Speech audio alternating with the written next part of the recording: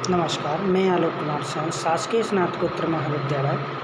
आज का वीडियो में एमए फर्स्ट सेम तृतीय पेपर जिसका के विषय में लेकर आ रहा हूँ, जिसमें काव्य लक्षण, काव्य हेतु, काव्य प्रयोजन पर मैं चर्चा करूँगा। सबसे पहले मैं चर्चा करूँगा काव्य लक्षण।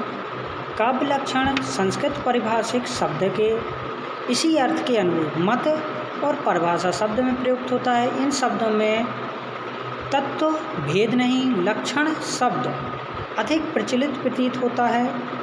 काव्य में अनेक लक्षण विद्वान कवियों और ने दिए हुए हैं। अवधि सर्वसम्मति से परिभाषा मान्य नहीं हो पाई।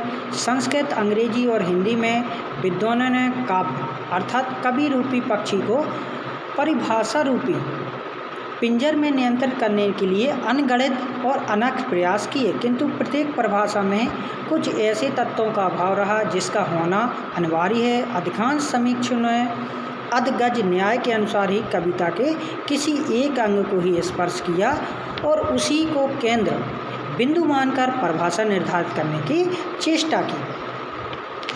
इसी के साथ संस्कृत काव्य लक्षण पर मैं चर्चा करूंगा।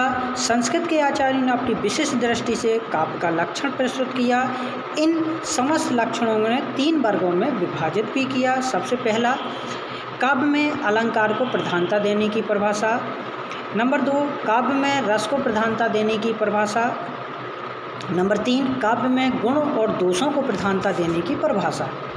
ये उन्होंने प्रस्तुत किए हैं। इसी के साथ जो आपका आचार्य हैं वो आपके आचार्य भरत मुनि संस्कृत काव्य शास्त्र में आदि आचार्य माने जाते हैं। इन्होंने काव्य में ललित, प्रसाद, रस और कथानक योजना आदि में अनेक तत्वों को स्वीकार किया है, किंतु जिसे काव्य लक्षण नहीं माना जा सकता है क्योंकि यह नाटक से संबंधित है, जिसमें नाटक के अंतरंग प्राप्त काव्य को तत्वों का निरूपण है।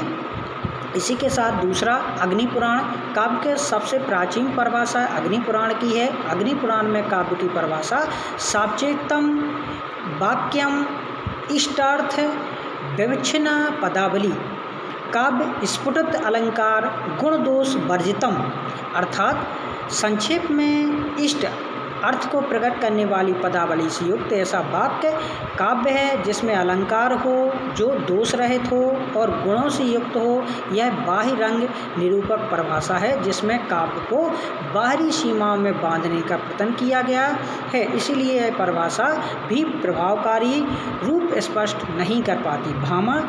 भामा ने अग्नि पुराण के पश्चात आचार्य भामा के काव्य की परिभाषा दी है।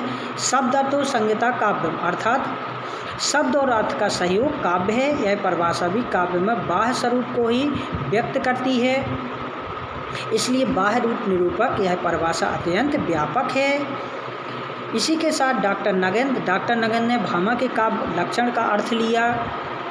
सामंजस्यपूर्ण शब्दार्थ ही काव्य है। डॉक्टर गणपति चंद्र गुप्त ने शब्दार्थों का अर्थ भाषा का प्रयोग किया है जिसमें बिना कोई ही साहित्य नहीं रचा जा सकता।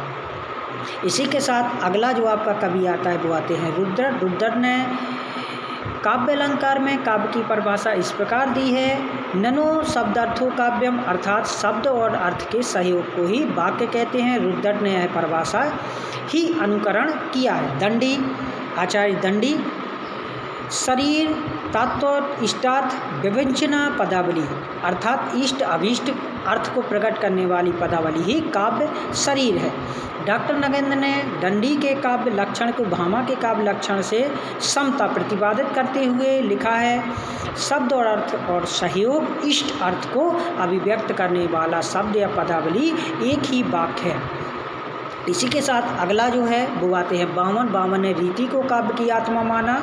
उनके अनुसार गुण और अलंकार से युक्त शब्दार्थी वाक्य गुणालंकार संस्कृतियों शब्दार्थियों वर्तते। इसी के बाद अगला जो आता है वो आते हैं कुंतक वक्रोती आचार्य हैं। इन्होंने वक्रोती पर विशेष बल दिया। इन्होंने लिखा है शब्दार्थों संहिता वाक्य कवि व्यापार शालिनी। इसी के साथ अगले आते हैं कवि मम्मट की काव्य की परिभाषा अग्नि पुराण से मिलती जुलती उनके काव्य लक्षण हैं। तत्व अदोषो शब्दार्थो संगणो अलंकृति पुनः कवि, अर्थात शब्द और अर्थ का सहयोग ही काव्य है।